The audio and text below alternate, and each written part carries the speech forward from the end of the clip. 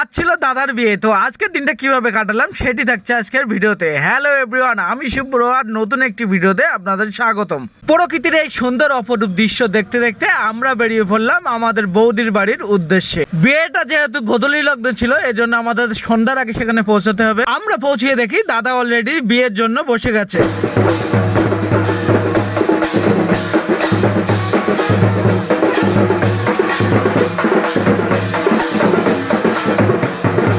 এরপর আমাদের দেওয়া হয় সন্ধ্যার টিফিন। যেহেতু দুপুরের পরে আমাদের আর কোনো কিছু খাওয়া হয়নি, সেজন্য সবার মতন আমরা ভাইয়েরাও বসে পড়লাম টিফিন নিতে। আমাদের মতন আমার বোন, মা, দাদা, বৌদি, দিদিরাও সবার মতন টিফিন করছিল।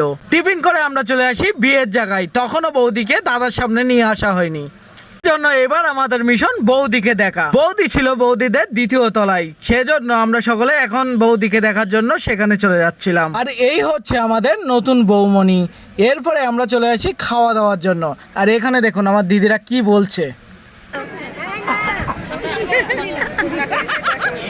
বোমা পানসার কইতে বলো পেস্টিস এই টাকা হাই দে এরকম কর।